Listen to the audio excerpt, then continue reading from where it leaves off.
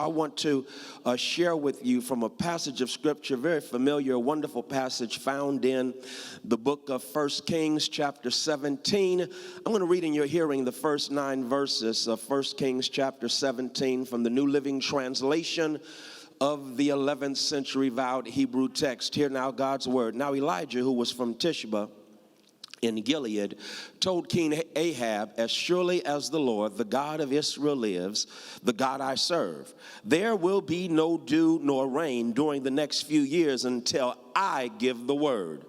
Then the Lord said to Elijah, go to the east and hide by the Kerith brook, near where it enters the Jordan River. Drink from the brook and eat what the ravens bring you, for I have commanded them to bring you food.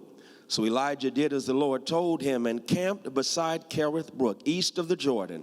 The ravens brought him bread and meat each morning and evening, and he drank from the brook. But after a while, the brook dried up, for there was no rainfall anywhere in the land. Then the Lord said to Elijah, go and live in the village of Zarephath, near the city of Sidon. I have instructed a widow there to feed you. I want to put a tag on this text, and for a few moments with your prayers, I'd like to use the subject from which to preach. I can't believe this shift. I can't believe this shift. I can't believe this shift. I was so excited, Antonio, last Sunday when Power 2 made its debut. And of course, when Power 2 makes its debut, it opens up with the theme song to Power. And of course, during the theme song to Power, 50 Cent, he has a luminous line about how life will shift on you. I never took a straight path nowhere. Life's full of twists and turns, bumps and bruises. I live, I learn, I park right there, because what my man 50 Cent is saying is that life is filled with insufferable seasons of shifts that come out of nowhere. And even when you decide to own your shift, I've discovered that after owning your shift, life will shift on you. I'll make it real plain. I think it was in the marvelous movie Harriet that in a real sense captured the greatness and grandeur and good works of the woman called Moses, Harriet Tubman. And you recall that when Harriet self-emancipated and escaped from enslavement in the South and crossed the Delaware River and made her way to freedom in Philadelphia, she was not content just to be emancipated herself. It was her determination to go back down south and reunite with her husband and bring her husband up to freedom in Philadelphia. But look what happened. You already know. Harriet makes her move going back down south, and when she arrives, according to the movie, which is not quite accurate, so I'll give you exactly what happened. Harriet had to let her husband know that she was in the area, and so she used a signal. Her husband refused to come out to see her, and the sad reality is she soon discovers, here it is, that instead of waiting on her, Harriet's husband had remarried. Not only had he remarried, but to add insult to injury, Harriet discovered that his new wife was now pregnant and looking forward to the birth of a child that Harriet had not been able to give birth to. Imagine Harriet's feelings. She had left Philadelphia energized with the excitement of expectation of reuniting with her husband. She felt peaches and herb reunited, and it feels so good. But all of us know that unfortunately what she was looking forward to fell through. A shift happened. I'll stop right there, because is that not what happens in this life every now and then? A shift happens, and and what you were looking forward to falls through. I'm already in somebody's Kool-Aid. I've called out your flavor because if you're honest with yourself, I'm already speaking about what has happened to you during the course of this pandemic, COVID-19, and that is shift keeps happening. And every time that shift happens, you find yourself feeling like Harriet, and so as a consequence, check out what Harriet says in the movie. It's powerful because Harriet now cries out to God, God, you spoke to me. I did what you told me to. Why did you bring me here to throw it up in my face? Why, she then concludes, did you let me live? I got to stop right there because Harriet understands several things. Number one, her marriage had been destroyed by an oppressive system called slavery.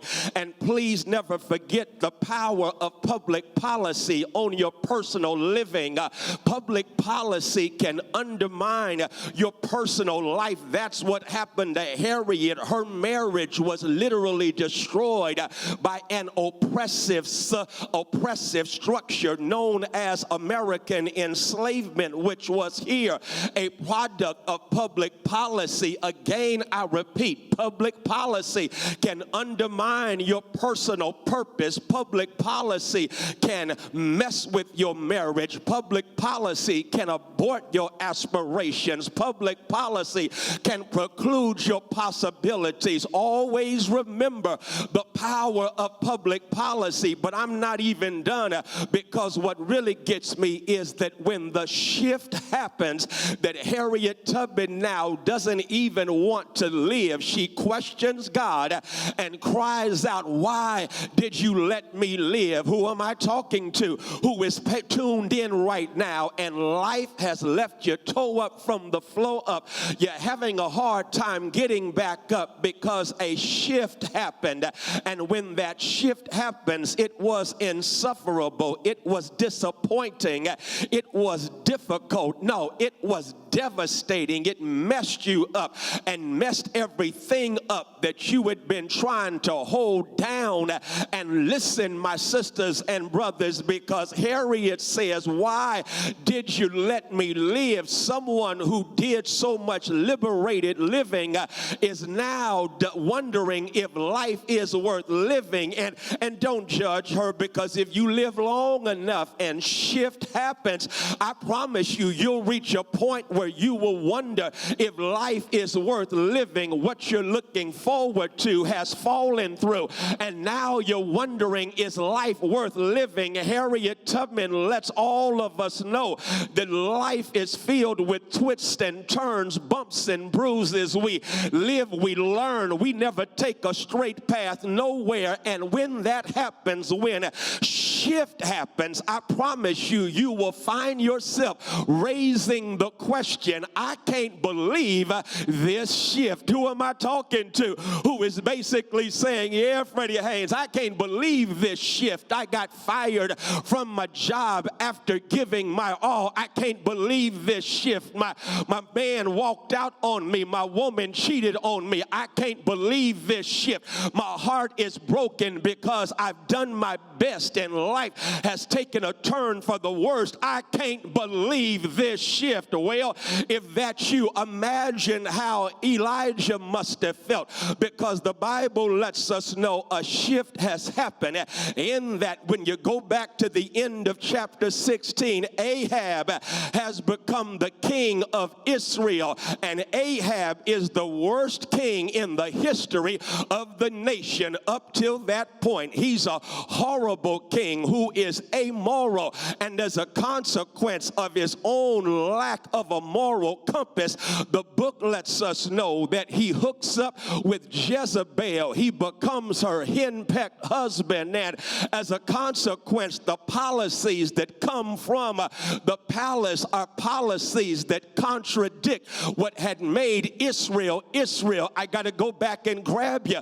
because understand, Israel had been built on policy policies of justice that God had birthed Israel for. But now the Bible says here comes Ahab, and Ahab no longer is living by those policies, and as a consequence we are witnessing the unraveling of what God had built up in Israel. We are witnessing the dismantling of what Israel was supposed to be, all because you have a leader who is unapologetically arrogant in his amorality, and as a consequence of his unapologetic amorality and arrogance, Israel is now unraveling. Israel is now experiencing a difficult and dangerous time. I got to hang out right there because you understand that they're experiencing a moral crisis. Why? Because leadership matters. Who you elect in leadership, it counts for something. Elections have consequences, and so there is a moral crisis, and the moral crisis has everything to do with who is in the palace. And now the book lets us know that because of who's in the palace, there is a moral crisis. I'll go ahead and translate it because all of us know that America is in a pandemic, but I declare the pandemic has at its roots a moral crisis, and the symptom shows up in the fact that we have a president who lied, and because he lied, 190,000 plus people so far have died. He lied and they died. We heard the interview this past week recorded by Bob Woodward, and do you not know that this man had the nerve, please don't miss this, to talk about with Woodward how this is a dangerous virus that is airborne. As a consequence, it's 5 times worse than any flu. But right after that, he goes on to, he stands in the White House and calls it a hoax. He not only that, but he gathers in large numbers his cult following in auditoriums up in Oklahoma City. He's playing down the flu. Why? Because he lies, and then people die as a result of him lying. Understand, elections have consequences. Leadership matters, and here he is doing this, and it's a reflection of a moral crisis in this country. Yeah, I'm gonna hang out right there because there's a moral crisis in a nation where sadly it's called the richest nation on the planet, and yet people are dying because of a lack of access to health care. That's a moral crisis. It's a moral crisis when your life expectancy is determined not by your genetic code, but by your zip code. To use the language of David Williams of Harvard, that's a moral crisis. It's a moral crisis when people are dying every day because of poverty and a lack of access to resources. That's a moral crisis. It's a moral crisis when you have people in power who are making decisions about opening up public schools that their kids would never go to. That's a reflection of a moral crisis. This nation is in a moral crisis. It's a moral crisis, and that is one of the shifts that Elijah is dealing with. But hold on, because that ain't the only shift. The other shifts show up personally in that the Bible says God tells Elijah to speak truth to power. He does that in verse 1, and then verse 2 says God tells him to go down to Kerith in a ravine, and there by a brook he'll receive water, and ravens will feed him. But the text says, here it is, shift happened, and when the shift happened, the brook dried up, and then God told him to go, to leave Kerith and go where? To Zarephath. There is shift after shift after shift, and I'm sure in all of these shifts that my man Elijah must have somewhere declared and cried out, God, I can't believe this shift. And who am I talking to who is not caught up in my language? Because I know what y'all are thinking.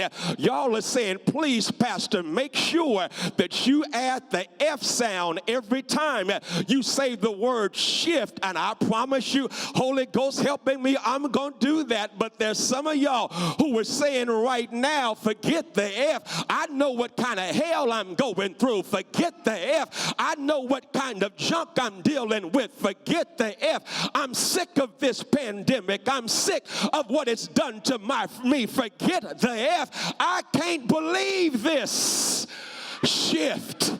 I can't believe this shift. I can't believe this shift. And if you can't believe this shift, you might as well hang out with me, because I love the text. The text lets us know Elijah in verse 1 comes from nowhere and accomplishes something.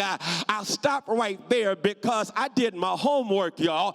And once I found out OMG Ensemble would be in the building, I had to come correct. And so I did my homework, and doing my homework, Dr. Norfleet, it blew my mind.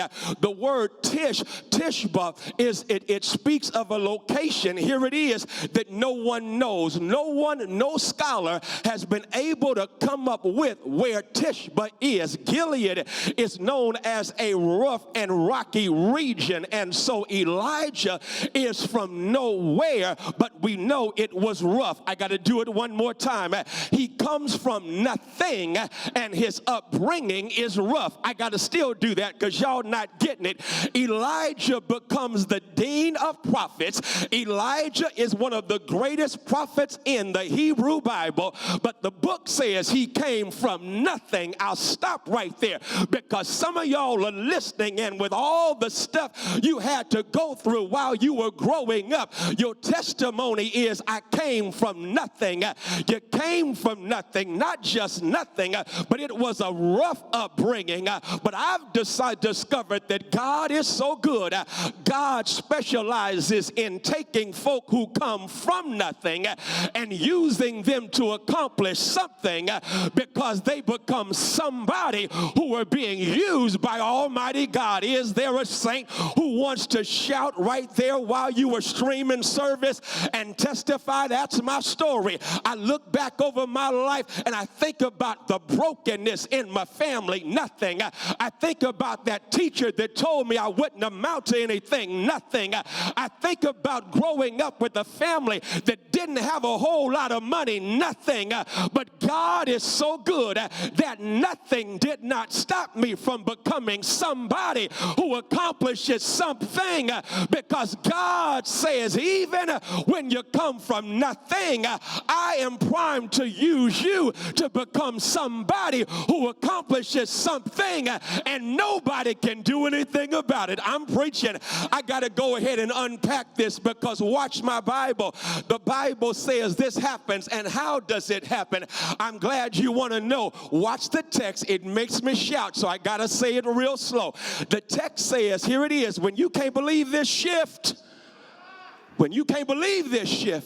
my Bible says you have a personal connection with God above you, who lives within you, empowering you to handle the craziness around you.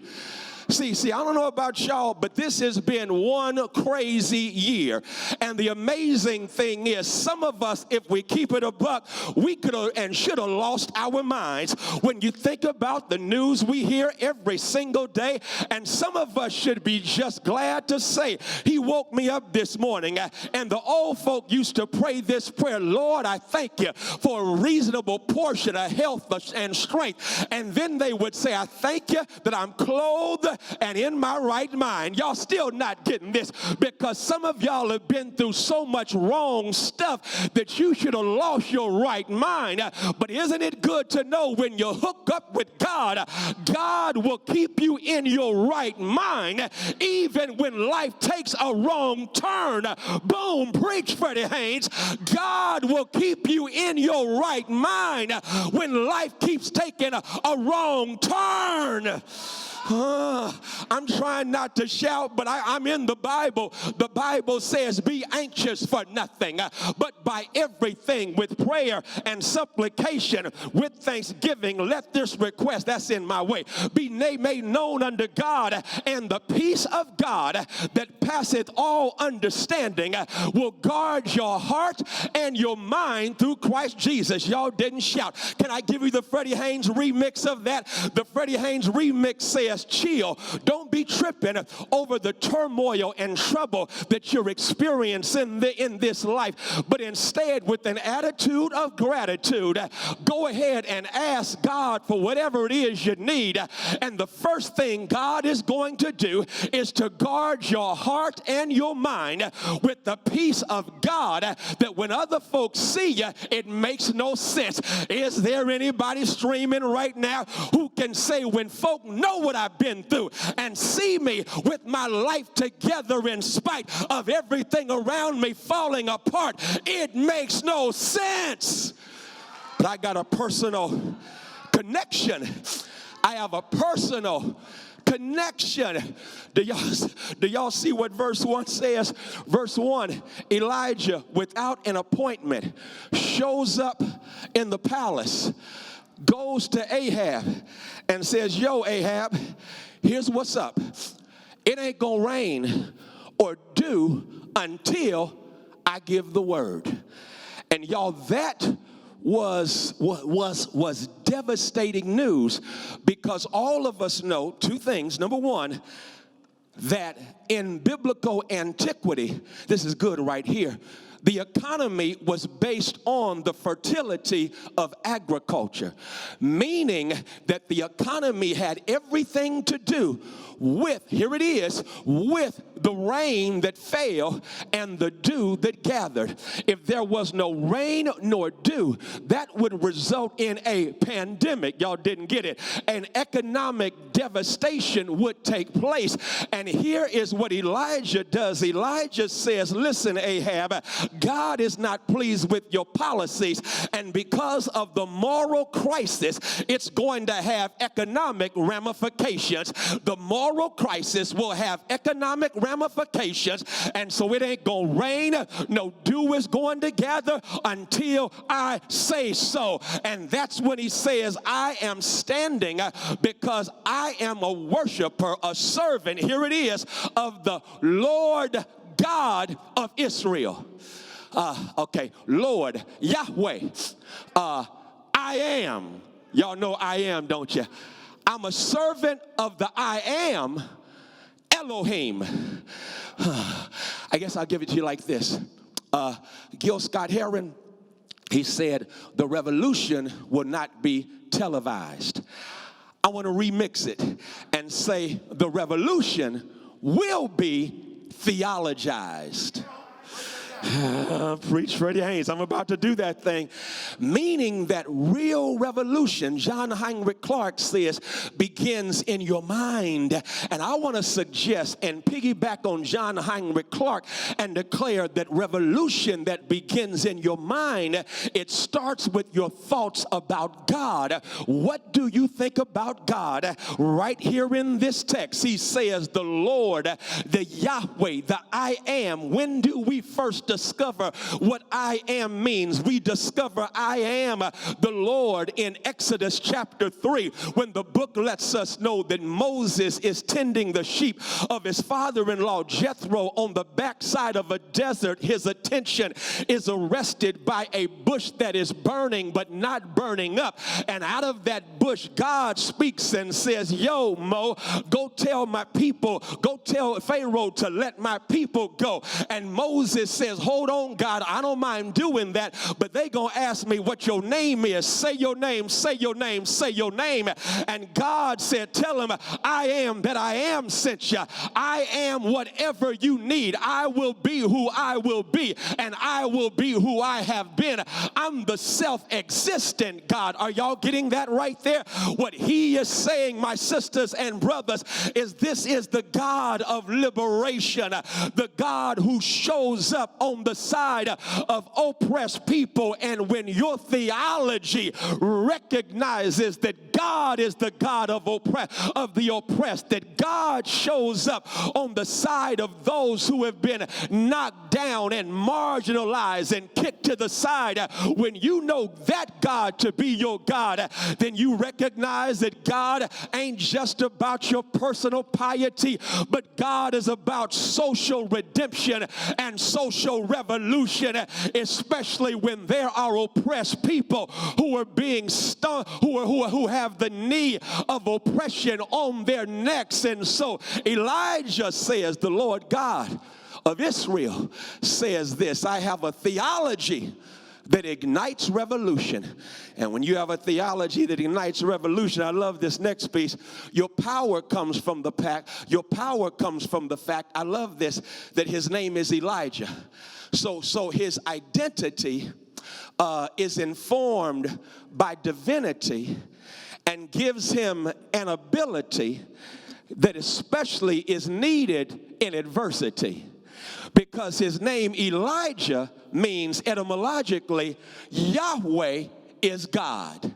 So in his identity, he is saying that God is God. The I am is God. It shapes and informs exactly who I am. I'll see if I can make this real plain. This is real good right here, so I'm going to say it real slow and give y'all time to shout about this. I don't know about y'all, but I love me some Naomi Osaka. Naomi Osaka, she just won the U.S. Open. Here's what messed me up about Naomi Osaka. Y'all see her interview last night when the reporter had the nerve to ask her the question, because what Naomi did, here it is. I got to say this real good. This is real slow. Here it is, real slow. Naomi Osaka knew that to win the U.S. Open, you had to go through 7 rounds. First round, second round, third round, up to the finals. And so she brought to the U.S. Open bubble 7 masks.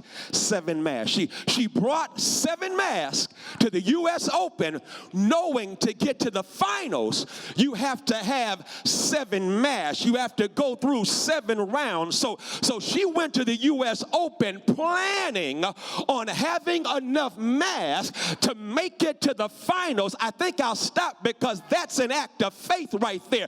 When you know God for yourself, you don't bring 3 masks knowing it takes 7 masks to reach the finals. And she brought 7 masks that paid tribute to Trayvon Martin, Tamir Rice, Breonna Taylor. She brought 7 masks because she planned on making it to the finals.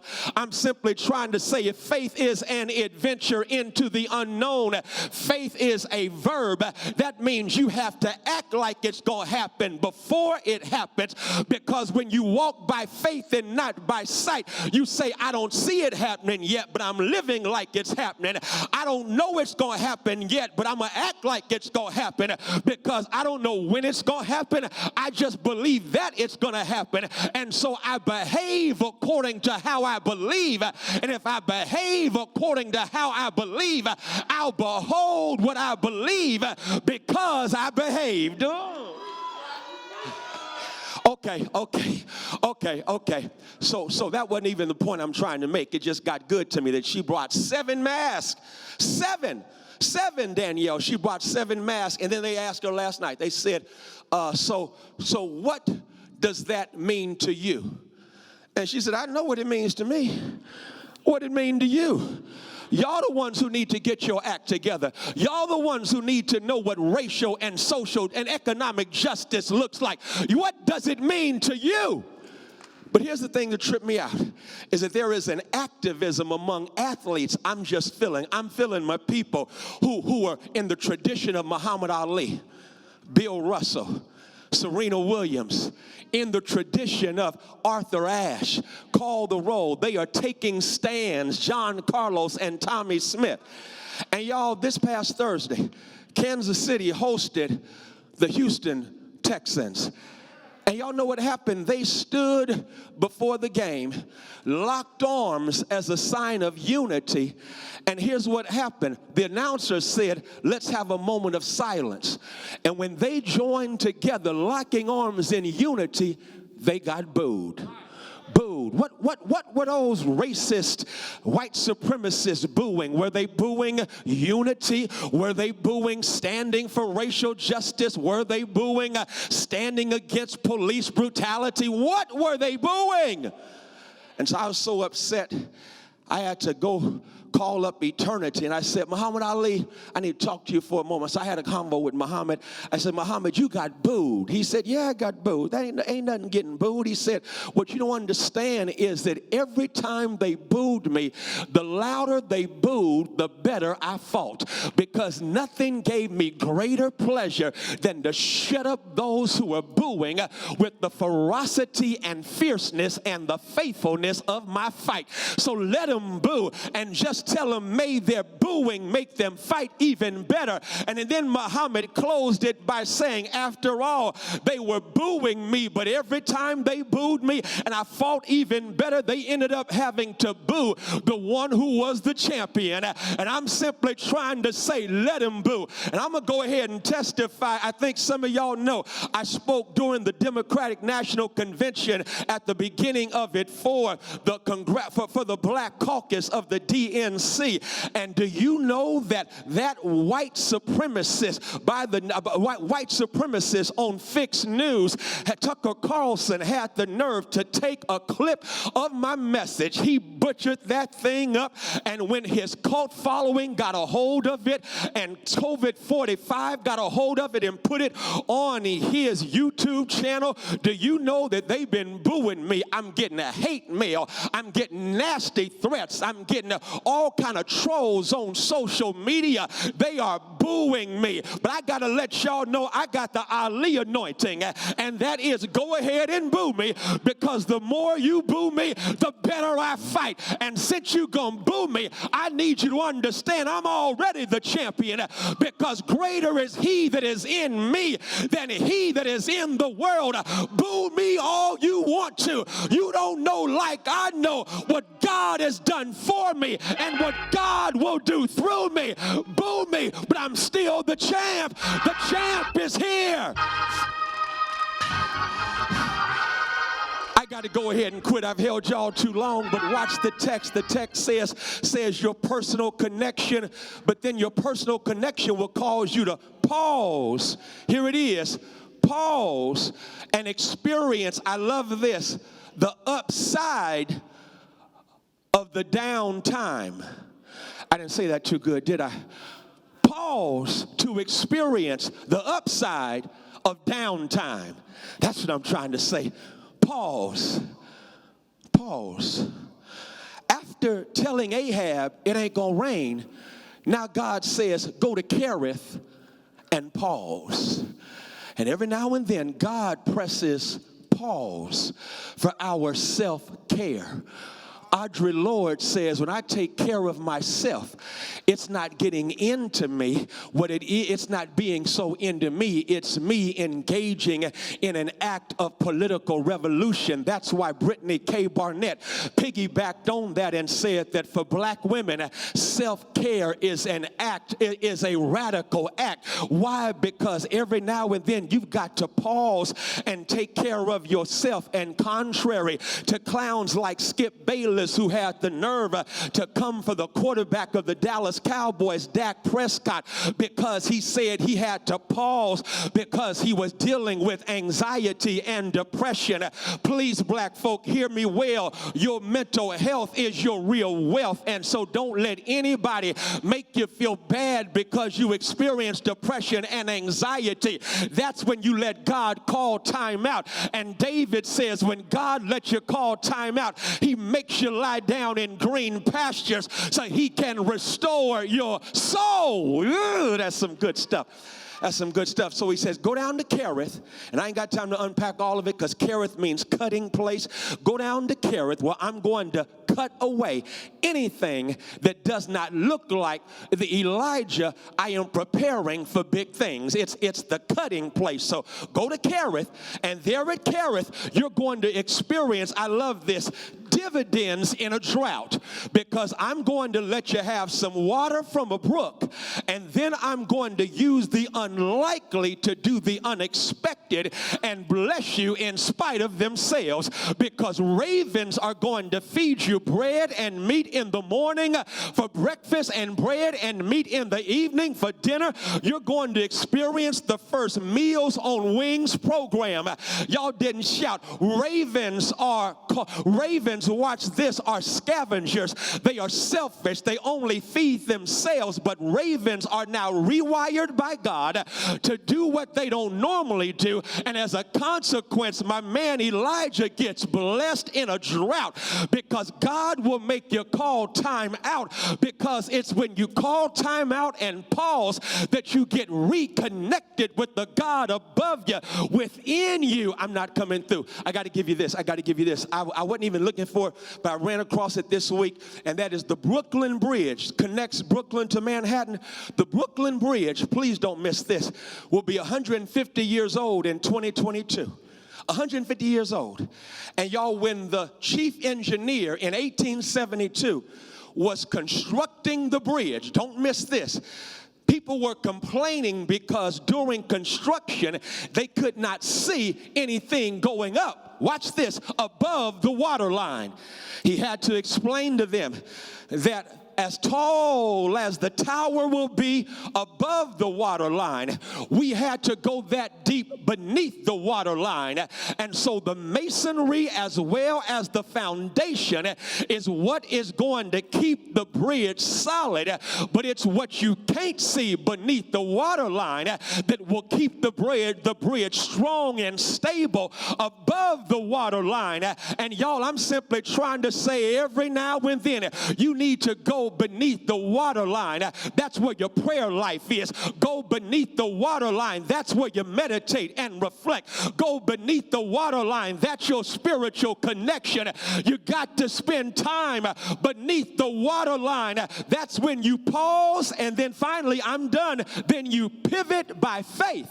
And when you pivot by faith, you end up going beyond your box. Now I got to be real. Linda Clemens, my sis, she basically helped me with this, because I was on a conference call with her, or a Zoom call with she and George Frazier and others the other day, and Linda Clemens said that when we were thinking about, here it is, planning for the conference, when the pandemic hit, we had to pause and then pivot.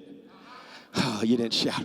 We had to pause and then pivot. Y'all don't like my moves, do you? We had to pause and pivot, because that's what happens in a pandemic, when a famine hits, when a drought hits, when the economy is in shambles. You pause. That's your self-care. But after you pause, you have to pivot. And when you pivot to go beyond the box of what you have been used to. And when you pivot to go beyond what you've been used to, I'm done. The text says you discover that God takes care of you when by faith you exit your box. What is your box? What is your box? What is it you're used to doing that you think you're going to always have to do? The pandemic is revealing you ain't going back to normal. You've got to live now beyond the box of normality by faith, and discover that God provides for you once you're out the box. I'll quit with this. All of us have been messed up by the sudden shocking death to us of the great Chadwick Boseman. But I've loved the testimonies. I give you this testimony, and I promise you I'm done. Testimony is Chadwick, watch this, was going to Howard University, HU, you know. And when he went to Howard University, check out what went down. He, of course, is in their fine arts program of Felicia Rashad. The regal Felicia Rashad is his teacher. And he and his classmates, by faith, don't miss this, decided to test for a program at Oxford to see if they could get in. They were going beyond their box. And y'all know the story. I got to give you the shout, though. The story is they all passed the test and were accepted to the summer program at Oxford. And they went to Felicia Rashad proud of themselves and said, listen, we just want you to know we got accepted to Oxford for the summer, but we ain't going. And she said, why not? They said, because we ain't got no money. She said, that ain't no reason not to go. Go pack your bags because you are going. Watch what happened. They went to pack, and while they went to pack, behind their back, she called Denzel Washington. And when she called Denzel, Denzel said how much and paid for all of them to go to Oxford. Y'all didn't get this. Imagine what Chadwick is doing. Chadwick, by faith, tested to see if he could get in the program. He got in knowing he didn't have the money, and then Felicia said, you still don't have the money, but by faith, go pack. And that's what God is saying to somebody today. Go ahead, do what it is you thought you never could do. But here's what you do. While you're doing it, make sure that you pack. Because if you pack, God works behind your back and makes a way out of no way. Because God says when you can't believe this shift, the good news is I specialize in showing up in shifting situations. And when I show up in shifting situations, I use the shift to kick you into a higher gear. And so we sang in the old school church, time is filled with swift transition. Note on earth unmoved can stand. Build your hopes on things eternal. Hold to God's unchanging hand. Yes! Hold to his hand, God's unchanging hand. Build your hopes on things eternal and hold to God's unchanging hand.